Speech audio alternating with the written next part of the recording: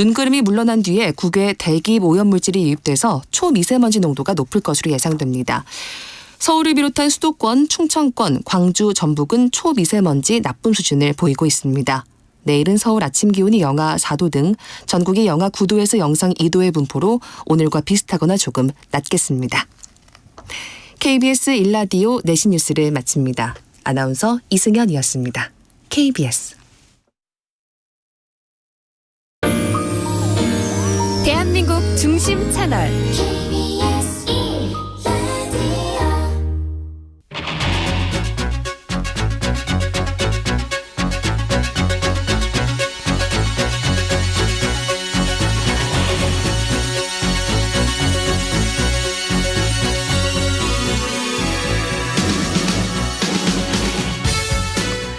안녕하십니까. 성기영의 경제쇼 아나운서 성기영입니다. 건설업계 시공 능력 평가액 순위 16위인 태영건설에 대한 워크아웃 개시 여부가 내일 최종 결정됩니다. 태영건설 부도 위기 배경에는 부동산 프로젝트 파이낸싱 이른바 PF 대출 위기가 도사리고 있는 건데요. 5대 금융지주 회장들이 새 신년사에서 금융권 최대 리스크로 부동산 프로젝트 파이낸싱 대출 부실을 지목했을 만큼 문제가 심각한 상황입니다. 태영건설 사태 추이 짚어보고요. 앞으로의 파장도 분석해 보겠습니다. 학습, 추리, 논증 등 인간의 지능이 가지는 기능을 컴퓨터 시스템에 도입한 기술이 바로 인공지능인데요. 이러한 인공지능을 좀 더 잘 활용하려면 어떻게 해야 할지도 생각해 봅니다. 이 시간 유튜브로도 함께 하겠습니다.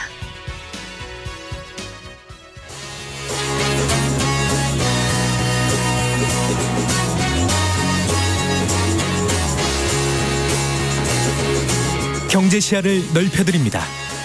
투자의 지름길을 안내합니다. 돈 되는 정보를 발견하는 시간. KBS 1라디오 경제쇼.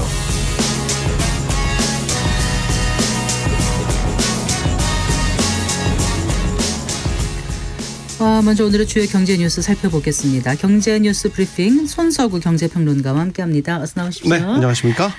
정부가 부동산 대책을 발표했네요. 네. 그 핵심 내용이 어떤 것들인가요? 일단 재건축 재개발과 관련된 규제나 절차 같은 걸 대폭 낮추는 게 골자인데요. 정부가 오늘 이제 윤석열 대통령 주재로 국민과 함께하는 민생토론회라는 걸 열었고 이 자리에서 전체 방향성에 대한 걸 윤 대통령이 얘기를 했고 이어서 국토교통부가 주택 공급 확대 또 건설 경기에 대한 방안을 발표를 했습니다. 가장 눈에 띄는 게 일단 재건축 관련된 규제들이 상당히 문턱이 낮아졌다는 겁니다. 그래서 네. 재건축의 보통 첫 관문이라고 하면 안전진단을 얘기를 하거든요. 이 안전진단을 폐지하기로 했습니다. 지금 규제에서는 이제 안전진단을 통과를 해야 돼요. 그래서 뭐 D등급 이하를 받아야지 재건축 절차에 착수를 할 수 있거든요. 네. 그래서 이제 뭐 예를 들면 뭐 서울 목동 같은 구도심들이 이제 재건축이 늦어지는 이유가 이 안전진단을 통과하지 못한 단지들이 많기 때문이에요. 그래서 이번에 아예 폐지하는 방안을 추진하는 것이고요.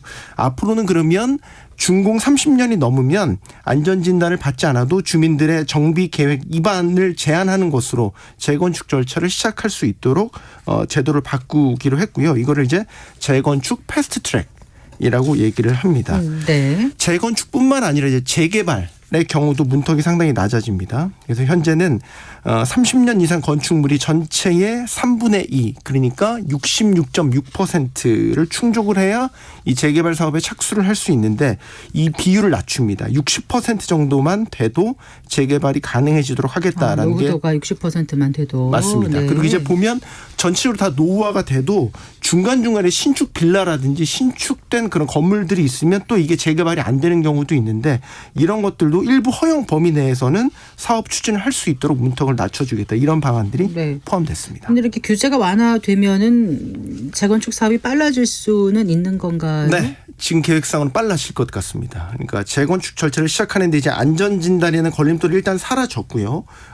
그리고 이제 오래 걸리는 게 그 재건축 추진위원회부터 인가를 받아서 정식 재건축 조합을 설립하는 이 기간이 한 2년에서 길면 3년 정도 걸리거든요. 네. 근데 이게 지금 현행 그 제도 하에서는 그 정비구역 지정을 받은 다음에 추진위원회가 구성이 되고 조합이 설립이 됩니다. 근데 이제 이 재건축 조합이 만들어지는 과정을 아까 정책 입안하면 된다고 하는 그 과정에 같이 포함을 시킵니다. 동시에 추진할 수 있게 만드는 거죠. 전체적으로 보면 2, 3년이 거기서 줄어들게 되고요. 또한 서울시의 경우에는 별도로 재건축 신속 통합 기획이라는 걸 시행을 합니다. 이미 시행하고 있죠. 신통 기획이라고 얘기를 하는데 네네. 이것까지 적용이 되면 이제 지자체 단위에서 인허가도 빨라지기 때문에 전체 다 합치면 5, 6년 가량 전체 재건축 사업 기간이 단축될 것으로 전망이 되거든요. 그래서 통상적으로 보면 전체 재건축 사업 기간이 최소 10년이 정도가 걸려요. 길게는 뭐 15년, 20년이 넘는 경우도 있는데 이런 것들이 이제 제도가 개선이 되면 5, 6년가량 줄어든다라고 계산을 해보면 10년 안팎 정도로 재건축 기한이 줄어든다. 이런 조합원들 계산이 사이에 의견만 일치되면은 이제 법적인 절차는 좀 빨리 갈 수 있으니까 네, 맞습니다. 재건축이 빨라질 수 있다 이런 말씀이신데 사실 도심에 이렇게 공급할 땅이 많지 않기 때문에 노후도가 심한 아파트들이 재건축이 되거나 그래야 네. 좀 순환이 될 수 있을 것 같고. 맞습니다. 네. 지금 윤석열 정부의 주택정책 기조가 수요가 있는 곳에 공급을 늘리겠다라고 해서 도심 안에의 주택을 늘리는 거를 좀 초점을 맞춰서 제도를 개선을 하려고 하고 있거든요. 네. 이런 방안의 일환이라고 보시면 되겠습니다. 네. 그리고 이제 분당이나 일산 같은 일기 신도시 재건축 일정도 정부 임기 내에 시작해보겠다. 그러니까 이런 계획을 밝힌 거죠. 구체적인 이제 그 시기가 나온 것이죠. 네. 그래서 지난해 1기 신도시 특별법 제정이 됐었는데 여기에서 이제 시범지구, 그러니까 선도지구라고 해서 먼저 추진되는 지구들이 있습니다. 이거를 올 하반기 중에 지정을 하고요. 네. 내년 중에 이제 특별 정비 계획을 수립을 해서 2027년에는 착공을 해서 2030년에는 첫 입주를 하는 것으로 지금 그러니까 이 정부 내에서 착공을 한번 해보겠다. 첫 삽을 이제 이 정부 내에서 뜨겠다라는 계획을 밝힌 거고 이런 시점을 명시적으로 밝힌 게 이번이 처음입니다. 그 밖에도 이제 그 미분양 대책도 나왔는데요. 지방 같은 경우 지금 준공 다 지어진 미분양 주택들이 상당히 문제가 되고 있거든요. 그래서 이런 미분양 주택 해소를 위해서 주택 사업자도 그렇고 주택 구입하시는 분들에게도 세제 혜택을 한시적으로 적용을 해줄 겁니다. 그래서 예를 들면 1가구 1주택자가 지방 미분양 주택을 구입을 하게 되면요. 세금을 계산하는 데 있어서 다주택자로 계산을 하지 않고요. 이런 것들을 이제 한시적으로 예외를 인정을 해 주는 겁니다. 그러니까 주택 사업 그 사업 주택 수에 포함이 되지 않도록 네. 한시적인 그 규제 제외를 해 주는 거죠. 또 그 밖에 건설 경기 위축에 대응하기 위해서 어떤 공적 프로젝트 파이낸싱 PF 대출 보증을 확대하는 이런 방안들도 포함이 됐습니다. 네. 근데 이제 관건은 이 일십 대책이 나왔지만 이게 이제 도시정비법을 다 개정을 해야 돼요. 그래서 이것도 역시 국회에서 이제 그 입법을 해야 되는 이런 것들이 있고요. 그다음에 이제 고금리 환경하에서 어쨌든 그 건설 경기 PF 리스크까지 확대가 돼 있는 이런 상태이기 때문에 주택 경기가 침체되는 것을 좀 막기 위한 조치다. 이런 차원으로도 이번 일십 대책을 해석을 할 수 있겠습니다. 오늘이 1월 10일이니까 일십 대책이라고 네. 제가 좀 헷갈릴 수 있으셨겠네요. 네. 네. 자, 그리고 이제 지난해 그 은행권 가계 대출이 역대 최대치였다면서요. 네. 뭐 예상은 했지만 역시 많이 늘었습니다.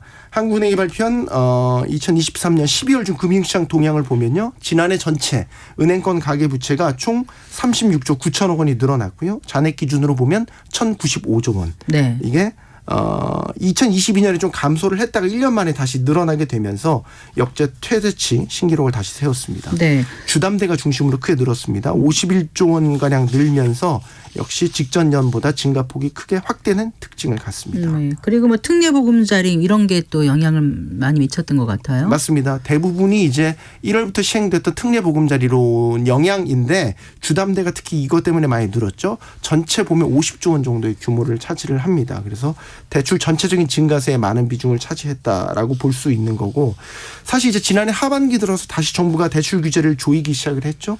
그래서 이제 올해 2월부터 다음 달부터는 이제 스트레스 DSR도 단계별로 도입이 되기 때문에 네네. 이런 것들 보면 가계비 증가세는 아마 올해 다시 억제되는 기조로 가지 않을까 이런 전망이 가능합니다. 네. 그 밤사이 비트코인 가격이 출렁였다면서요. 네, 해프닝이 있었던 것 같아요. 소동이 있었습니다. 밤사이 이제 가상화폐 시장에 일대 혼동이 빚어졌는데 이게 가짜 뉴스 때문에 이렇게 됐습니다. 이 가짜 뉴스 때문에 가격도 갑자기 올랐다가 쭉 떨어지는 이런 변동성이 상당히 확대되는 모습을 보였고요. 이게 어떤 가짜 뉴스였냐 하면 미 증권거래위원회 SEC라고 하는데 이 증권거래위원회에서 SNS 계정 해킹을 당했어요. 그러면서 여기에 SEC가 현물 상장 지수 펀드 ETF라고 하는데 비트코인 현물 ETF를 승인했다라는 가짜 뉴스가 올라갔습니다. 이 소식 네. 때문에 하고 이제 투자자들이 놀라서 이제 그 비트코인 가격이 올랐다가 이 가짜 뉴스인 게 확인이 되면서 또 훅 떨어지고 그래서 거의 한 15분 사이에 네. 한 3,400만 원 정도 가격이 출렁거리는 이런 그랬군요. 변동성을 나타냈습니다. 물론 그 뒤에 이 게리 겐슬러 이 SEC 위원장이 직접 승인하지 않았다 이렇게 바로 잡으면서 바로 잡긴 했지만 투자자들이 일대 혼란을 일으켰습니다. 이 현물 ETF 승인이 날 거라는 시장의 기대는 지난해 말부터 이미 있었잖아요. 네, 그런데 맞습니다. 일단 소식이 가짜 뉴스라도 나니까 거기에 금방 반응했다가 또 아니니까 실망이 돼서 또 빠지고 했나 봐요. 이게 승인 여부가 결정되는 게 거의 임박했어요. 아마 우리 시각으로 내일 정도면 네. 나올 가능성이 높습니다. 그래서 이 비트코인 투자하시는 분들은 아주 예의주시하고 어떤 이슈인데 이 SNS가 이 해킹을 당할지 누가 알았겠습니까? 그러니까요. 네. 네. 그래서 이제 어쨌든 지금 ETF 승인이 왜 중요하냐면 비트코인 투자하시는 분들한테는 사실상 비트코인의 가격 즉 미래 가치를 이 ETF 승인 여부에 달려 있다고 보기 때문이에요. ETF가 이제 주식시장에서도 쉽게 이제 사고 팔 수 있는 거잖아요. 그래서 현물 ETF가 비트코인 ETF가 승인된다라는 거는 사실상 이 비트코인이 제도권 안으로 들어온다. 진입한다라는 의미를 부여할 수 있는 거고요. 예. ETF가 이제 만들어지면 그동안 투자하지 않았던 투자를 꺼렸던 기관 투자가들이 이 ETF 투자를 통해서 비트코인 투자에 나설 수 있습니다. 예. 그래서 비트코인 이 매수세도 유입이 되면서 가격도 올라갈 수 있기 때문에 비트코인의 미래 가치가 어떻게 보면 지금 ETF 승인에 달려 있다. 이렇기 때문에 지금 투자자들이 민감하게 바라보고 있는 겁니다. 알겠습니다. 잘 들었습니다. 고맙습니다. 네, 고맙습니다. 네, 손석우 경제평론가와 함께했습니다.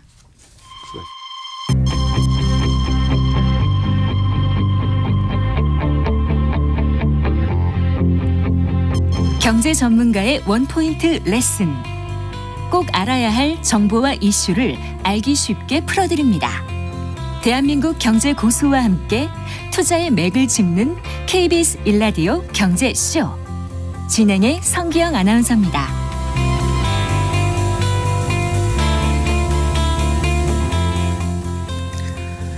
아, 4시 16분입니다. 태영그룹이 지주사인 TY홀딩스 지분을 담보로 제공하는 등 추가 자구안을 내놓으면서 태영건설 워크아웃이 정상 개시될 가능성이 커졌습니다. 일단 채권단은 워크아웃 계획을 속전속결로 확정하고 태영건설 정상화에 본격 착수할 방침인데요. 과연 태영건설은 회생할 수 있을지 짚어보고요. 태영건설 사태가 불러온 부실 PF 논란의 쟁점. 이 무엇인지 알아보겠습니다. 서강대학교 일반대학원 부동산학과 권대준 교수 스튜디오에 모셨습니다. 반갑습니다, 교수님. 안녕하세요. 안녕하세요. 그 주요 채권자들과 태영그룹 측이 오늘 만나서 이제 태영이 내놓은 그 추가 자구안을 논의했다고 알려져 있습니다. 이제 정식 개시 여부는 내일 내일 이제 1차 결정되는 거죠. 회의를 합니다. 네. 채권단 회의를 합니다. 네.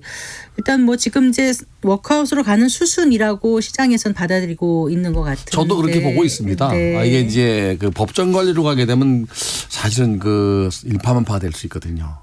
네. 그래서 법정 관리보다는 워크아웃으로 갈 가능성이 높고 네. 어제 이제 태영그룹 회장이 그 SBS를 담보로 맡길 정도까지 양보를 했어요. 네. 양보가 아니라 사실 그렇게 양보가 했어야 아니라 됩니다. 했어야 되는데. 당연히 해야 되는 건데 네. 약속을 어긴 겁니다. 처음부터. 네. 네. 그래요. 그럼 일단 일단은 워크아웃으로 갈 거는 같고. 네. 네. 그 태영 측이 이제 자구안을 약속대로 이행하지 않거나 혹시라도 우리 시장이 아직 모르는 그 추가 부실이 발견된 가능성은 없는 건가요? 그건 없다고 봐야죠. 없다고 봐야 돼요. 왜요? 태영건설의 계열사가 몇 개 있는데요. 네, 네. 그중에 이제 태영인더스트리는 매각을 했고요. 네. 지주회사가 이제 TY홀딩스인데 네. 홀딩스의 지분이 있는 곳은 일단은 그 회장이 다 드러나 있는 상태니까 네. 숨은 채권이 채무가 나올 확률은 크진 않습니다. 네. 사업장이 약 한 60개가 넘는데 그중에 581개의 그 하도업체가 있어요. 건설사 사업장이 현재. 네. 지금 문제가 된 건 건설만 문제가 된 거니까. 네네. 그래서 지금 이게 자금 계획을 보면은 태영이 갚아야 될 돈은 굉장히 많지만 네. 그 중에서 이제 그 자체 사업을 했던 사업이 많기 때문에 보증은 그 범위 내에 있다고 봐야 됩니다. 네. 그래서 우발 채무가 나올 확률은 많지는 않은데 문제는 이제 채권단에서 워크아웃을 결정을 만약에 내일 회의를 한다 그러면 네. 절차가 그다음엔 자산 실사를 하게 돼 있습니다. 실사. 네, 내일이 결정나는 게 아니고요. 네, 내일이 그렇겠죠. 방향성이 결정나는 거예요. 예, 예. 그렇게 되면 이제 4개월 정도 채권이 유보가 됩니다. 지금 갚아야 될 돈들이나 또 채권자들도 돈을 이렇게 4개월 정도 기다려야 되는 문제가 나와요. 네. 그래서 자산 일사를 해가지고 구조조정하는 그 계획안을 다시 한번 또 이렇게 이제 심사를 해요. 네. 그게 통과가 되면 이제 채권단 회의에서 협약을 하게 돼 있습니다. 네, 네. 그게 빨라야 뭐 5월 12일 정도 그러니까 4개월 후니까 네, 네. 1월 11일이니까 5월 달 가까이 초과돼야 최종 결정이 날 것 같습니다. 네. 그러니까 우발 채무 이런 거는 없을 것 같다라는 게 교수님 네. 생각이시고 일단 2차 채권단 협의회는 4개월 뒤인 거고요. 네. 문제는 이제 네. 우발 채무를 만약에 걱정하는 그 국민들이나 시민들이 있다면 네. 그 60개 현장 중에서 22개 현장은 아파트 현장인데 네. 22개 현장은 14,000가구 정도가 약 그 이상이 주택도시 보증공사에 보증 가입을 했어요. 아, 네. 이게 뭐냐면요. 전체 그 19,800가구 정도를 분양을 하고 있는데 아파트 네. 같은 경우는 비아파트 부분 빼고요. 근데 이 중에서 14,000가구 정도는 주택도시 보증공사에 보증서를 끊었다는 얘기는 네. 만약에 문제가 되면 거기서 대항을 해주거나 변제해주는 네. 환급해주는 그런 제도입니다. 네. 그러니까 공동주택이 30가구 이상 되는 경우는 그냥 보증서를 끊어야만 분양할 수 있기 때문에 그렇죠. 네. 문제는 나머지 부분입니다. 나머지 비아파트 부분은 부분 말씀하시는 비아파트 거예요? 부분은 뭐 지금 분양이 많이 안 된 상태고요. 또 이게 분양된 상업용 건물입니까? 어떤 그렇죠. 건물입니까? 상업용 건물입니다. 예를 들어서 그 태영이 제일 먼저 문제가 된 게 뭐냐면요. 성동구 성동 쪽에 있는 그 낡은 그 공장을 매입을 했어요. 네. 근데 2020년도에 3.3제곱미터당 한 5, 6천만 원 정도 가는 땅을 네. 1억 5천에 샀어요. 아주 비싸게 매입했군요. 근데 그 땅값의 그 브릿지로를 네. 480을 했어요. 이 브릿지는 뭐냐면 네. 땅을 구입할 때 그 에쿼티가 30% 정도만 넘으면 국제회계 기준에서 PF 네. 해줄 수 있는데 네. 본 PF 전에 땅값을 치르기 위해서 받는 PF예요. 네. 이걸 480억을 받아가지고 네. 48억을 갚았어요. 10%. 네. 그리고 나머지 부분을 갚지 못한 게 지난해 12월 28일 날 만기가 도래해서 원금도 갚아야 어떻게 되는데 그 태원 같은 데서 그 돈을 못 갚았을까 일반 사람들은 생각하는데. 미분양 주택이 많고 네. 비아파트 부분이니까 분양이 안 된 겁니다. 아. 네, 이게 자금이 경색됐는데 네. 이런 부분에 이제 그 문제가 되다 보니까 워크아웃 시절한 거죠. 네. 그래서 사실은 그 발단은 그거지만 금액이 뭐 400억밖에 안 되지만 태영이 갖고 있는 그 전체 채무는 PF 채무는 3조 2천억이나 됩니다. 아, 그래요? 그러니까 이게 뭐냐면 브릿지론을 받은 자기 것도 말고도 네.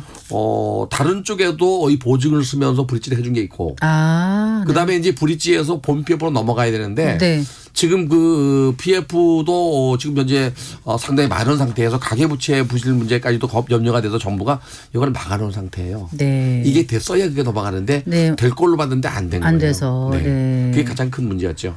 네. 그런데 이제 이제 법정 관리는 아닌 거고 지금 워크아웃으로 가려는 건데 워크아웃이라는 게 이제 기업의 재무 구조 개선 작업이지 않습니까? 네. 그러면 이렇게 하게 되면 태영건설은 살아날 수 있다고 보세요? 저는 아마 구조조정이 되면 몇 개 회사는 정리가 될 것이고요. 몇 개 회사라는 게 무슨 그러니까 말씀이세요? 이제 이 사람들이 말한 대로 매각하고 싶은 것들이 있어요. 네. 지금. 뭐 보루원 저기- 같이 이제 골프장을 갖고 있는 것들은 매각하려고 하거든요. 에코비트는요? 에코비트는 환경회사인데 그것도 매각한다고 그러는데 그거는 네. 매출액이 한 7천억밖에 안 됩니다. 그런데 수익이 1,200억 정도 돼요. 네, 네. 굉장히 알짜 회사죠. 네. 이것도 매각을 하겠다네요. 그런데 네. 평택 사이로는 매각한다는 소리는 없습니다. 사일로는 그 곡물 저장 창고 이런 거죠? 공무지장창법이나. 네. 그거 외에는 뭐 다 작은 회사들인데요. 네. 이제 그 강석훈 그 산업은행 회장께서 회장이, 예. 이거 가지고 안 된다. 어제 아침에 뭐 뼈를 깎는 고통으로 부족하다고 그랬던 게 바로 이제 SBS 지분이라도 네. 담보로 맡기거나 매각하라는 건데 매각은 쉽지 않을 것 같고요. 담보로 맡길 가능성이 있어요. 어제 그 타영 회장이 그 얘기까지 했거든요. 네. 그렇다 그러면은 태영이 정말 뼈를 깎는 그 구조조정을 할 건지 말만 하고 말 건지는 아마 내일 회의에서 통과되고 난 다음에 구성되는 작성되는 구조조정 계획안을 봐야 될 것 같습니다. 네. 근데 우리 건설사 워크아웃이 일반 회사들 기업들의 워크아웃보다 좀 더 어렵다고도 들었는데 맞습니까? 그게 이제 계열사는 문제가 없는데 네. 그와 관련된 하도급자가 많아요. 그게 이런 거지요. 만약에 이게 워크아웃으로 가지 않고 법정 관리로 가게 되면 네. 그 태영건설의 그 하도급자가 581개 업체라 그랬잖아요. 네. 계약서만도 1,090개가 넘어요. 근데 만약에 태영만 공사하면 문제가 없습니다. 네. 태영만 공사하니까 다른 건설사들도 공사하잖아요. 네. 이 하도급자는 되게 이제 전문 건설업자거든요, 대부분이. 그럼 여기서 만약에 문제가 돼서 어음을 발행했는데 어음이 부도나거나 네. 대금을 받지 못하면 다른 쪽에 임금을 못 주거나 다른 쪽도 문제가 돼서 이게 일파만파 될 수 있어요. 네. 그래서 워크아웃이 되면 이게 채권이 좀 늦어지는 것뿐이지 안 주는 건 그러니까 아니거든요. 법정 관리보다 훨씬 낫다. 훨씬 낫죠. 네. 그 워크아웃은 소생 가능성이 있는 데다가 산소호흡기를 끼워준다고 생각하면 돼요. 네, 네. 그래서 살아나게끔 만들어주는 건데 그런 과정에는 이제 뭐 수술도 해야 되니까 이게 그 인적 구조조정이나 물적 구조조정을 다 해야죠. 네. 불필요한 없는 물건들 또 이 관리가 어려운 물건들 또 부실 기업은 매각을 하고 그 다음에는 아마도 구조조정, 인적 구조조정도 있지 않겠나. 네. 네, 그래도 어쨌든 워크아웃하고 법정 관리 가장 큰 차이는 경영권을 가져가느냐 네. 아니면 경영권을 다른 사람한테 주느냐 이제 이 차이인 것 같은데. 근데 이제 제가 한 가지 더 말씀드리고 싶은 네, 거는 네, 교수님. 이 태영건설 내부 자료입니다. 이게 제가 지금 모 자료요? 방송에서 한번 했는데 네. 2022년도에 매출액이 2조 6천억이었습니다. 네. 근데 이제 지난해 네. 2023년도에 2조 3,800으로 조금 줄었죠. 근데 크게 줄은 것 같진 않아요. 네, 비슷해요. 네. 비슷한데 총 그 차입금이 2022년도에는 1조 7,400억 정도 됐는데 지난해 2조 1,000억으로 차익이 늘었어요. 확 늘었군요. 또 하나 PF 그 보증 쓴 거 있잖아요. 네, 네. 자기 공사 말고 남의 공사까지 다 공사까지. 보증 쓴 게 네. 2022년도에 2조 6천억이었습니다. 네. 이게 작년도에 3조 2천억으로 늘었어요. 아. 그런데 재미있는 게 2022년도에는 725억의 이익을 봤어요. 네. 근데 915억의 이익을 봤어요. 그리고 이자가 715억이었어요. 흑자경영 거의, 했죠. 네. 그런데 네. 작년도 2023년도에는요 예상된 수지를 보면은 수익이 977억으로 늘었습니다. 오히려. 근데 금리가 올라가면서 이자가 1,271억이에요. 그러니 마이너스죠. 적장 네. 사업이죠. 열심히 벌어서 이자 내는데. 네, 이게 결정적으로 태영이 무너질 수밖에 없었던 것은 대출이 많았고 PF 자금 이자를 감당하지 못한 거죠. 그러니까 이제 한동안 건설 경기가 좋고 저금리일 때는 그냥 뭐 아까 말씀하신 브릿지론이든 PF든 그냥 거의 땅 짚고 헤엄치기 일처럼 많이들 확장해 왔지 않습니까? 예. 근데 이제 어느 날 이렇게 고금리로 변하면서 이렇게 될 줄은 누구도 예상을 못했기 때문에 이런 위기에 맞닥뜨리게 된 게 아닌가. 아마도 이 건설사들이 거시경제 쪽 측면에서는 약해요. 근데 금리가 올라갈 때 가파르게 올라가잖아요. 네. 내릴 때는 찔끔찔끔 빨리 안 내려요. 네. 다시 말하면 시청자분들께서도 청취자분들께서도 뭐 이해하셔야 될 부분이 뭐냐면 우리가 2021년도 8월 달에 우리가 금리를 올렸잖아요. 네. 그때 금리가 0.25포인트 기준금리였습니다. 지금 그 작년도 1월 달까지 10번을 지속 올리면서 기준금리가 3.5%가 됐는데 네. 만약에 올 하반기에 금리를 내리고 내년도 내린다면 0.5로 얼마까지? 가지 않습니다. 네. 내려봐야 0.25나 0.5 정도? 더 내려가봐야 뭐 1% 이내기 때문에 역시 이제는 저금리는 없다. 중금리 이상 고금리이기 때문에 네. 기업들도 거기에 대처를 했어야 되는 거예요. 네. 그런데 이제 이 태영건설 워크아웃을 두고 또 말들이 많은 게 이게 결국은 이제 국민들 세금 들어가는 네. 거 아니냐 이 부분이잖아요. 그 네. 얘기도 잠깐 좀 해주세요. 뭐 기업이 경영 잘못해서 위기 되면은 뭐 근데 이게 이제 기업주만 보고는 정부가 국민의 세금을 넣으면 안 되죠. 근데 거기에 딸려 있는 국민들이 있단 말이죠. 네. 그래서 지난번에 그 춘천 레고랜드 사태가 벌어졌을 때도 정부가 그 50조 정도를 지불했죠. 이번에 85조 정도 지원한다고 그러는데 이거는 기업이 그 채권자들 중에서도 정부 투자기관인 산업은행이 있어요. 산업은행, 네. 산업은행에 돈을 다 건져야 될 거고. 네. 그다음에 기업 나머지 은행들은 주식회사니까 네. 나중에 서로 이제 뼈를 깎는 고통을 좀 느끼게 되겠지만 정상화되면 네. 들어간 돈에 대해서는 구상권 청구하듯이 환급을 해야 될 겁니다 아마. 네. 그런데 당장은 수분양자나 하도급자나 거기에 걸려 있는 여러 그분들도 우리 국민이기 때문에 당장 파산시킬 수 없기 때문에 정부가 세금이 들어가더라도 정상화시키는 건 맞습니다. 네. 중요한 것은 나중에 다 환급 돌려받아야 된다는 얘기입니다. 네. 그래요.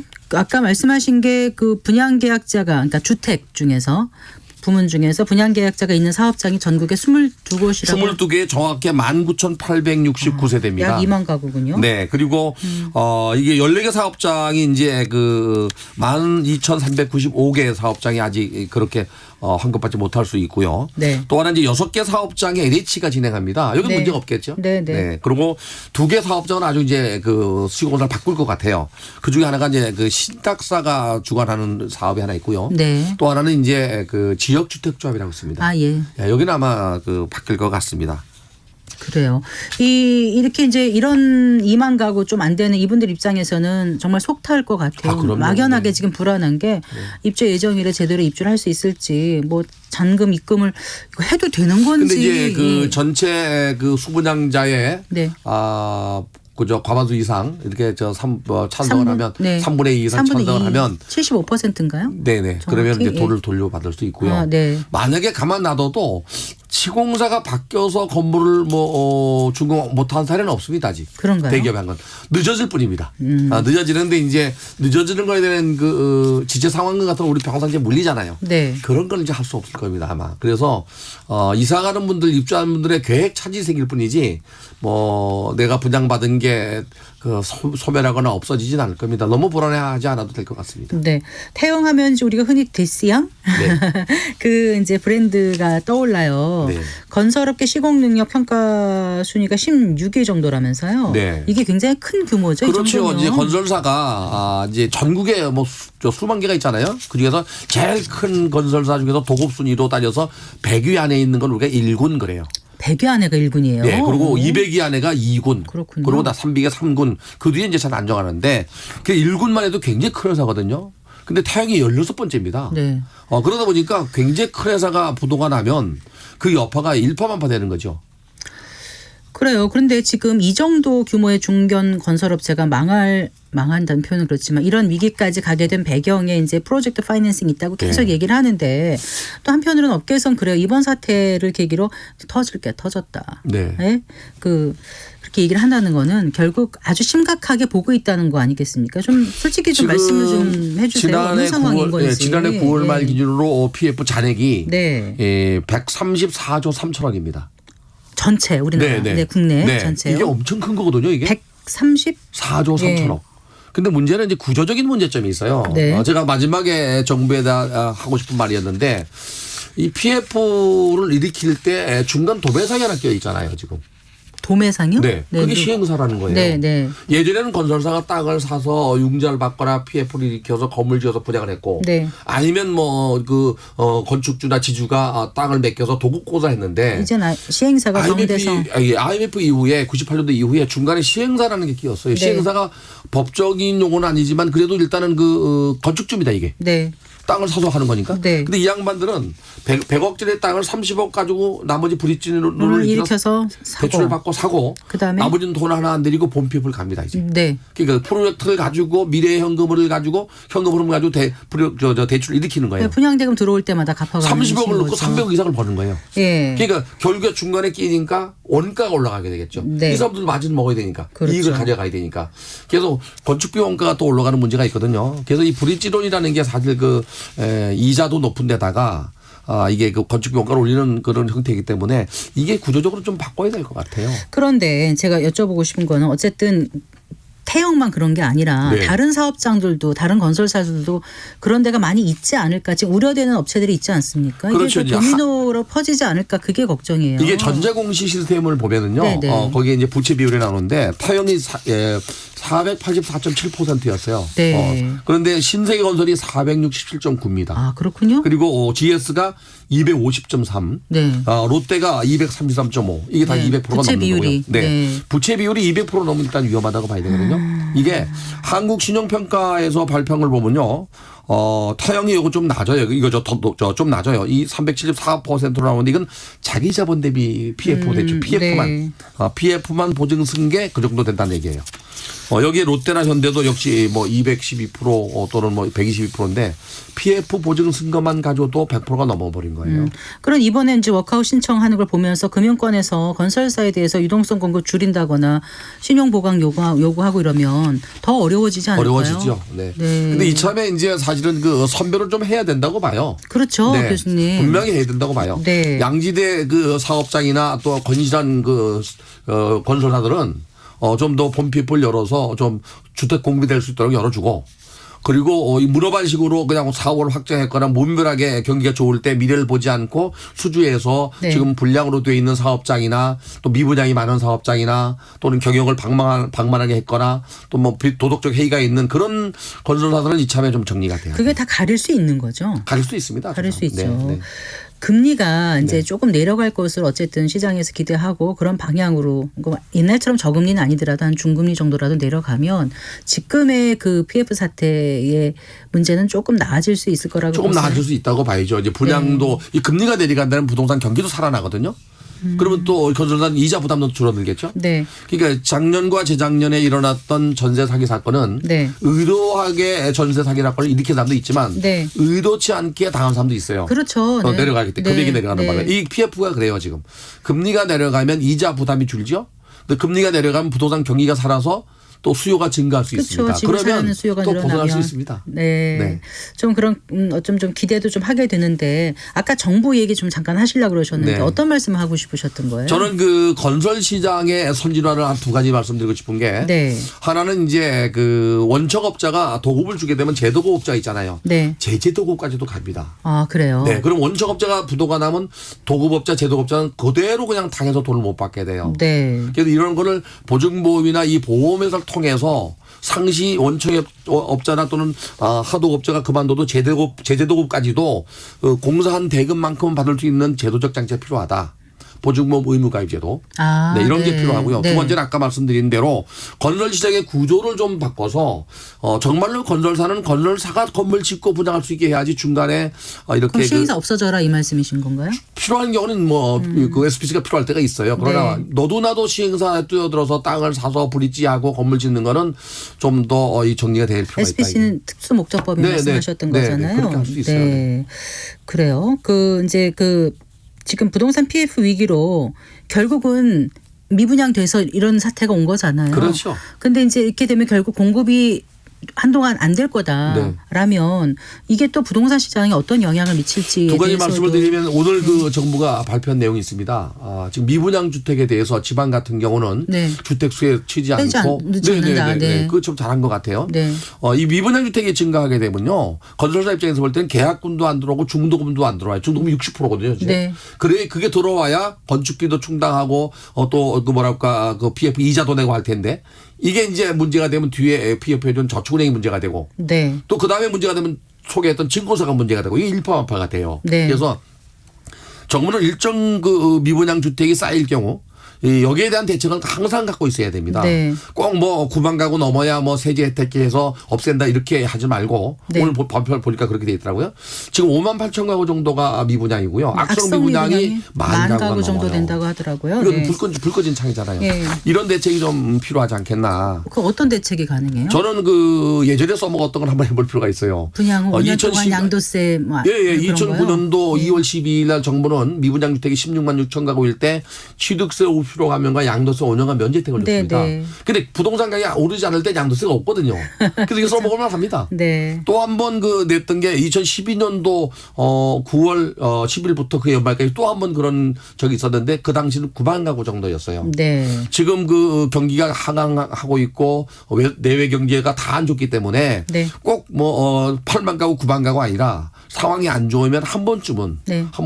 취득세 50% 감면과 양도세 문제 네. 검토할 필요가 있다. 하는 생각이 듭니다. 한 가지만 더 여쭙고 워낙 부동산 전문가시니까 이제 요즘 같은 시장에서 주택 청약이라든가 집을 구매한다는 거에 대해서는 어떻게 생각하세요? 저는 사람들이 부동산 가격이 올라가는 시점, 네. 좋아지는 시점에서 살려고 뛰어드는데 그게 아니고 하락한 시점에서 산다면 올 상반기가 분양받는 시장도 괜찮다고 봐요. 물론 이제 지역마다 고분양가 논란은 있습니다. 그래서 네. 나의 수준에 맞는 지역의 청약은 좀 한번 생각해봐도 괜찮을 것 같아요. 네, 잘 들었습니다. 네, 감사합니다. 고맙습니다. 네, 서강대학교 일반대학원 부동산학과 권대중 교수와 얘기 나눠봤습니다.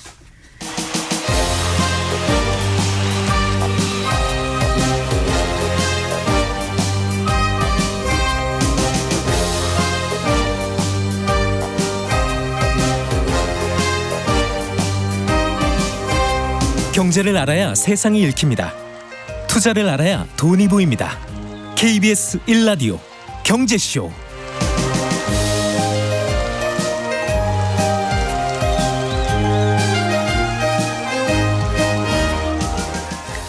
디지털 기술의 혁신으로 새롭게 창출되는 상품과 서비스를 알아보고 디지털 기술이 경제에 미치는 영향에 대해서 알아보는 디지털 경제 순서입니다. KDI 한국개발연구원의 김동영 박사와 함께하겠습니다. 어서 나오십시오. 안녕하세요. 반갑습니다. 자, 오늘 인공지능에 대해서 얘기해 주신다고요? 네.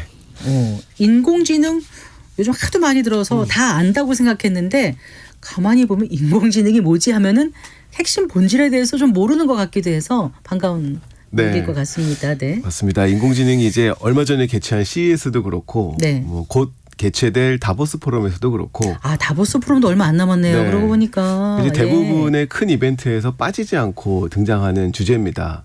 근데 인공지능이 과연 무엇인가에 대해서는 조금 뿌옇게 알려진 것 같아서 네. 이거에 대해서 오늘 좀 얘기를 해보려고 하는데요. 그럼 이제 가장 본질적으로 인공지능을 내가 왜 알아야 되는데 라는 네. 생각들을 먼저 하실 수 있으실 겁니다. 이제 뭐 모르면 안 될 것 같은 느낌은 들어요. 맞습니다. 네. 이제 뭐 인공지능이 뭐 누구를 대체하고 이런 문제가 아니고요. 인공지능은 이제 우리가 사는 세상 곳곳에 엄청나게 많아질 겁니다. 이미 많고요. 우리가 운전할 때 쓰는 내비게이션도 인공지능의 하나라고 볼 수 있고 스마트폰 안에도 있고 쇼핑할 때도 있고 우리 생활에 정말 많은 영향을 미치기 때문에 이제는 갓 졸업한 학생이 일자리를 잡을 때에도 뭐 사모펀드가 투자를 할 때에도 기업가가 경영 전략을 세울 때도 이 인공지능이라는 요소를 빼놓고는 생각할 수가 없는 시대가 가까워지고 있기 때문에 네. 인공지능에 대해서 한 번쯤은 짚고 넘어갈 필요가 있습니다. 자, 그럼 여쭤보겠습니다. 인공지능이라는 게 구체적으로 뭔가요? 핵심을 좀 짚어주시면. 아주 간단하게 단도직입적으로 말씀드리면 인공지능은 예측하는 기계입니다. 네, 예측. 네. 네. 이 예측이라고 하는 게 이제 우리가 예언이라는 것과 좀 밀접하게 연관이 있다 보니까 예측을 좀 미래의 일들과 연관된 개념이라고 생각을 하는 경향들이 많은 것 같습니다. 사실 그 어원이 이제 프리딕트의 어원도 뭐 미리 알려주다라는 뜻이 있어서 네. 약간의 미래성을 띠고 있긴 합니다. 그럼에도 불구하고 이 예측이라고 하는 건 현실 기반의 일들이 굉장히 많은데요. 먼저 인공지능 기술에 대해서 한번 좀 얘기를 해보면 우리가 챗GPT나 시리한테 뭐 대한민국의 수도가 어디야? 라고 물어보면 서울. 이렇게 답변을 할 겁니다. 그렇죠? 근데 이제 그거는 인공지능이 지능을 가지고 있는 게 아니고요. 우리가 대한민국 수도라고 하는 것의 답을 서울이라고 하는 것을 얘가 예측해서 답변을 하는 겁니다. 네. 정말로 거기에 대한 지능이 있는 게 아니라 그러다 보니까 모르는 혹은 잘못된 것들에 대해서도 굉장히 자신 있게 대답을 하거든요. 대한민국 수도가 어디야? 다른 얘기 하도 네네네. 런던 뭐 이렇게 하는 한다는 거죠. 거예요. 왜냐하면 데이터가 부족하거나 데이터가 왜곡되어 있는 경우에는 그 예측이 잘못돼 버리기 때문에 네. 우리가 지능이 있는 경우라면 잘 모르는 경우에 잘 모르겠는데 이럴 텐데요. 그렇죠. 주저하거나 나 모른다고 대답을 해야 되는데 인공지능은 그렇지 않습니다. 왜냐하면 이것을 예측해서 대답하는 것이기 때문이죠. 근데 약간 좀 헷갈려요. 네. 예측이라는 게 우리 보통 예견한다. 생각하는 해서 하는 거잖아요. 네, 네, 근데 네. 인공지능이 예측을 해서 서울이라고 답을 한다? 네. 그게 아니라 서울이라는 정보를 이미 다 많이 입력을 해놨기 때문에 그걸 그렇죠. 꺼내와서 얘기하는 거 아니었나요? 그렇게 되면 이제 하나하나 다 알려줬어야 되는데 네. 이 뭐 머신러닝이라고 하는 기법들은 대한민국의 수도가 서울이라고 하는 다양한 자료들을 잔뜩 학습을 시키기 때문에 네. 그 많은 정보들 중에서 이 네. 인공지능 스스로 대한민국 수도는 서울일 가능성이 높구나라고 하는 것들을 높은 확률로 예측을 하는 거고요. 그런 뜻이에요. 그 네. 예측한 것이 실제 정답과 굉장히 가까운 사례가 많아지기 때문에 사람들은 인공지능이 지식이 있구나라고 오해를 하는 겁니다. 그래서 지능이 있다고 생각을 하다 보니까 갑자기 인공지능이 무서워지고 근거 없는 두려움들이 이제 조금 위협적이다 이렇게 생각하고요. 생겨나게 되는 경향들이 있는 거죠. 그래서 예측이라는 게 구체적으로 뭐라고요? 그러니까? 예측은 빠진 정보를 채워넣는 과정입니다. 네. 그게 미래에 관한 것이건 현재에 관한 것이건 내가 가지고 있는 정보를 활용을 해서 내가 알 수 없었던 어떤 부분들을 네. 채워넣는 과정이 예측이라고 할 수 있습니다.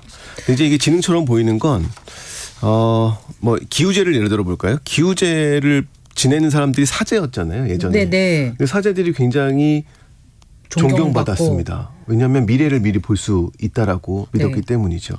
근데 이제 기우제가 굉장히 잘할 수 있었던 건 어쩌면 비가 올 때까지 계속 기우제를 지냈기 때문일 수도 있거든요. 네. 이제 드리고 싶은 말씀은 이 예측이라고 하는 것이 빠진 정보를 채워넣는 과정이지 네. 뭔가 미래를 예견하거나 반드시 미래의 베이스를 둔 일들은 아니고 반드시 미래일 수도 있지만 네. 또 현재에 빠진 정보를 채워넣는 과정이 오늘날에는 예측이라고 표현을 할 수 있다라는 점입니다. 네. 알쏭달쏭합니다. 네. 그러니까 결국 과거든 현재든 미래든 뭔가 감추어진 정보를 알아내는 능력. 인가요? 그렇죠.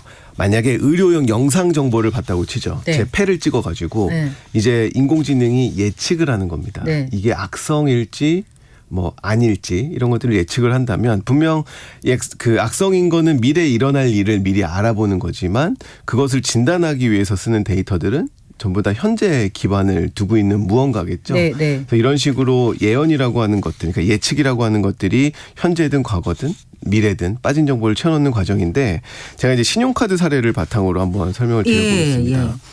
제 경험이기도 한데요. 이제 하루는 아주 오래전 일입니다. 하루는 신용카드에서 결제 정보가 날아왔는데 미국에서 아주 큰 금액은 아니지만 무시할 수 없는 금액이 결제가 된 겁니다. 저는 한국에 있는데요. 네. 그래서 이제 신용카드사에 전화를 해서 자초지종을 설명을 우리 하는 한국 거죠. 신용카드사에. 그렇죠. 영어로 또 외국에 전화하신 줄 알았죠. 그런데요. 네, 뭐 아마 그런 정도였으면 포기하거나 뭐 그랬을 가능성이 높은데, 네, 이제 전화를 해서 나는 뭐 이러이러했고 이러이러한 정황들을 쭉 설명을 하고 서로 말을 맞춰 보니 네. 이제 신용카드 회사도 그런 것 같으니 이제 취소를 해주고 이런 사례들이 있었습니다. 한참의 시간이 흐른 다음에도 비슷한 일이 한 번 있었는데요. 네. 그때는 신용카드 회사가 저한테 먼저 연락을 줍니다. 너 카드가 이상한 나라에서 결제가 됐는데 네. 내가 가지고 있는 정보들을 활용을 해서 보니 네. 너의 결제는 이루어질 수 없는 잘못된 결제야. 정말요? 그렇게 해서 저한테 먼저 연락이 와서 저 같은 보이스피싱이라서 안 열어봤을 것 같아요. 그 결제는 취소가 되고 이제 카드를 바꿔줄까라는 제안을 거꾸로 하게 됩니다. 정말이에요? 네. 그게 언제였습니까? 그렇게 오래되지 않은 일입니다. 그런 일들이 일어나다 보니까 신용카드 네. 회사는 제 결제 정보라든지 제가 이제 어디서 긁었는지가 소비 나오니까 패턴 이런 것도 다 알고 그렇죠. 그런 게 있을 수 있지 않을 것 같고 맞습니다. 하니까 먼저 연락이 와서 네. 근데 제가 결제를 어디서 했는지 사실 빠진 정보죠. 근데 그 정보를 원래 채워넣어서. 가지고 있던 정보들을 바탕으로 알고리즘이 예측을 해서 카드사에 알려주는 거죠. 그럼 카드사는 저한테 그것에 대해서 공지를 해주는 거고요. 이런 식의 정보들이 이제는 인공지능, 알고리즘이라는 것으로 굉장히 원활하게 이루어질 수가 있게 된 겁니다. 또 어떤 게 있을까요?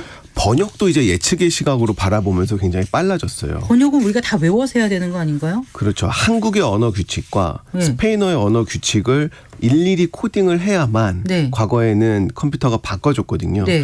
근데 언어라고 하는 게 100% 규칙성이 있을 수가 없기 때문에 그렇죠, 사실은. 정말 일일이 하나하나 다 규칙을 설명을 해줘야만 얘가 번역을 해줬는데 이제는 한국어와 스페인어의 페어를 그냥 왕창 다 입력을 해버리는 겁니다. 네.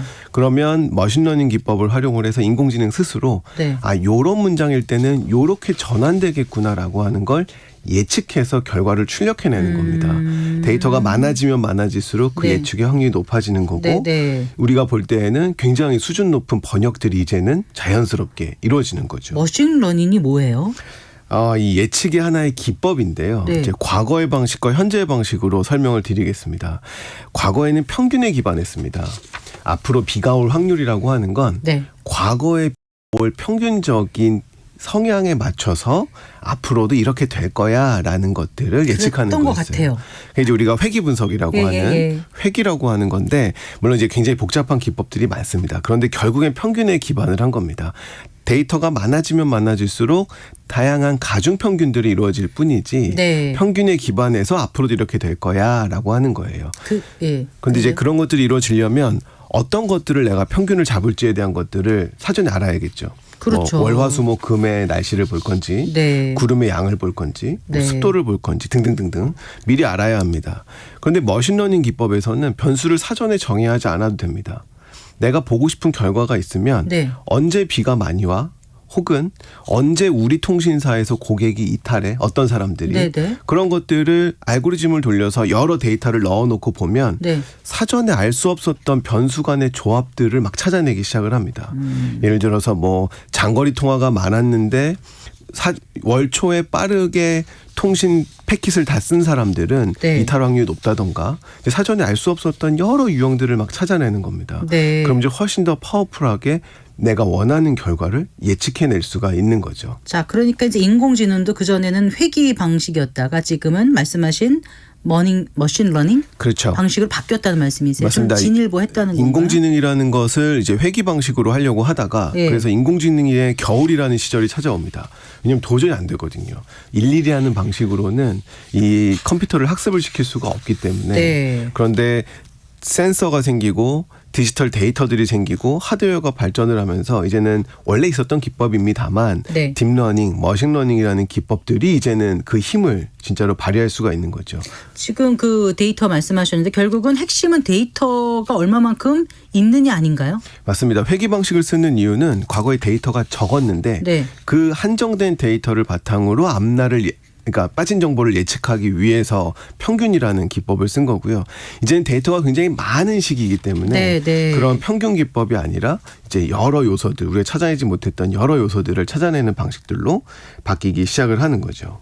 조금 어려운데 조금 더 부연 설명을 해 주신다면요. 네, 결국 이제 인공지능의 핵심은 네. 데이터라고 하는 건데요. 조금 더 쉽게 설명을 드리면 그 중에서도 어떤 데이터들이 있냐면 먼저 입력되는 데이터가 있습니다. 제가 이제 그 스마트워치를 차고 있다고 해보죠. 네, 네. 그래서 우리 심박수가 체크가 됩니다. 예. 그건 이제 우리의 입력 데이터입니다.